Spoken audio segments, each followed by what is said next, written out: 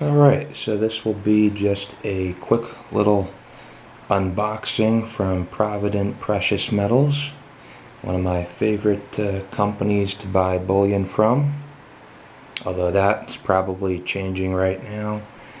Unfortunately, due to the tax laws in the United States, a lot of the online retailers are going to be charging the sales tax, so being a thrifty person, I usually like to pick it up without that extra 6% tax if you can, which in my state, I guess if you do buy $1,000 worth, a lot of the companies will waive the tax, but still a bit of a pain. Anyways, Provident, they hadn't been charging it, and I haven't personally checked, but I thought I heard online some people are saying that they are charging it now.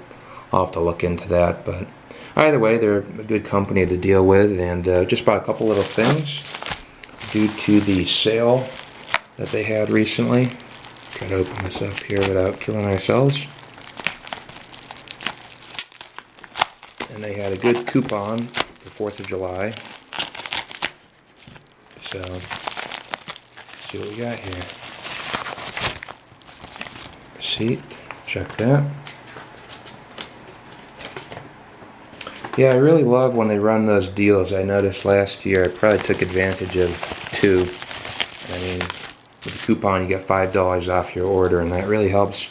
You know, if you're just doing a small order, which is mostly what I do, 6-7 ounces here and there a couple times a month, really adds up. And for the dollar cost averaging, it's pretty nice to see when you get a coin close to spot. Anyways, we'll open this up here, see what we got.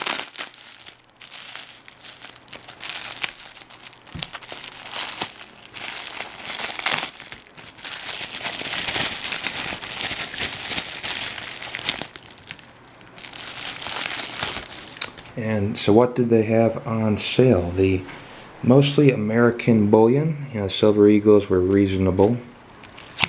Put that to the side. They're on a pretty good sale on these Canadian 1.5 ounce coin. And they're interesting.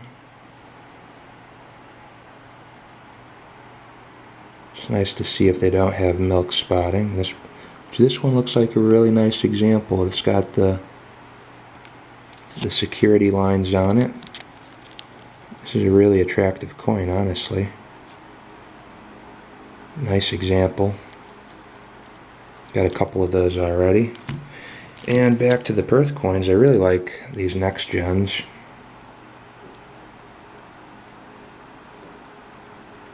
And I was really wondering what animal they would choose for the second iteration, and they went with the crocodile, one of the coolest animals down under. And boy, look at the obverse with the queen. Really like the way they did that. I do like the matte finish on a lot of the coins, like the Eagles, and you know, Perth really knows how to make a quality coin. And these ones are no exception. They have a great finish on both sides, and just enough of a polish on the animals. Big chunky 2 ounce. Same diameter as their usual coin, the kangaroos, as well as the eagles. And that was the other thing. They had American bullion on sale for 4th of July.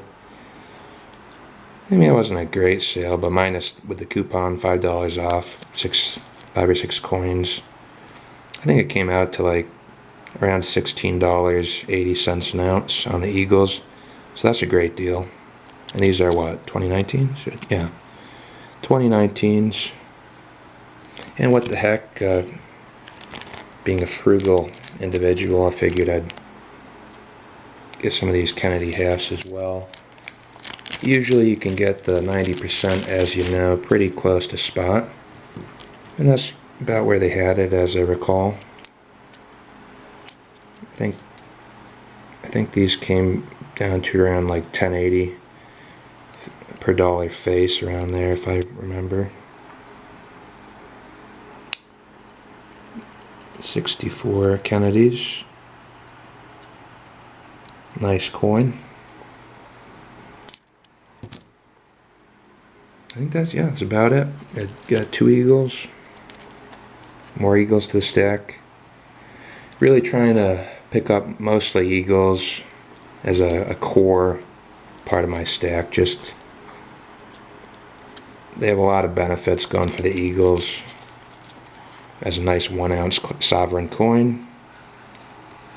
And they're more expensive, but if you shop around you can find great deals. In fact, I bought more for $16.50 each from another company. I'll be having those coming in soon. And then the last thing I just threw in a copper. I usually pick up a couple of these every couple of orders. I don't have the silver version, but just an interesting Mexican design. Mayan calendar.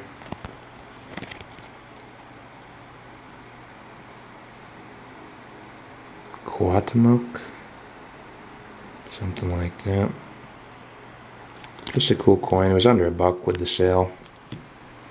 So anyways, I think I calculated, with the half dollars and everything, weird increments, the 1.5 ounce coin.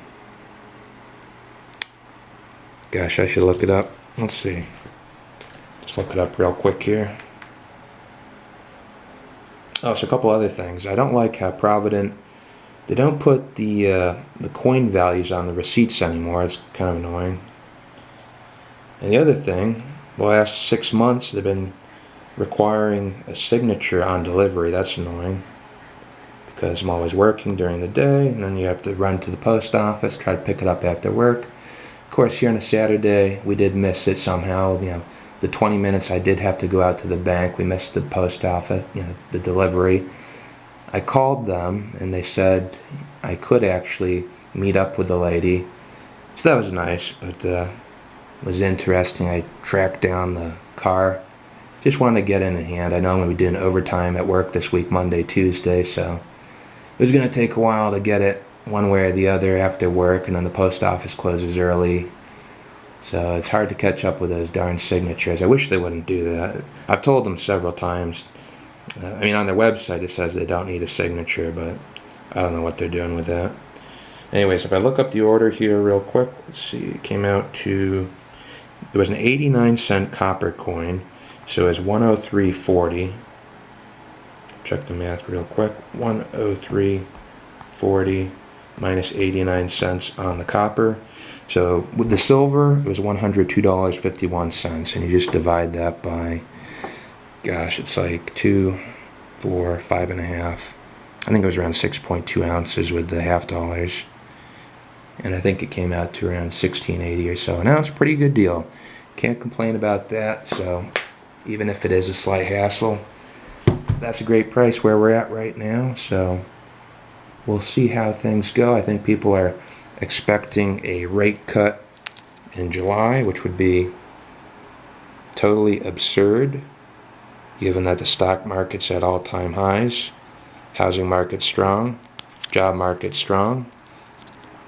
How on earth they can make an excuse to cut rates when we're already way below normal is beyond me, but we'll see what they do. I think that's at the end of July, and how the interest rates will affect the price of precious metals. And I believe the United States has to raise the debt ceiling. The Treasury Secretary asked that they do that. I think at the end of this, well, maybe in August, they need to raise it. So there's always inflation. It's hard to imagine we'll get any sort of big deflation the way the politicians and the central banks are running things. I don't think they'd allow for a big market crash without huge printing. And eventually, it'll probably get out of hand and they won't be able to control it. So why not get a little bit of insurance? It's a couple ounces a month, it really adds up.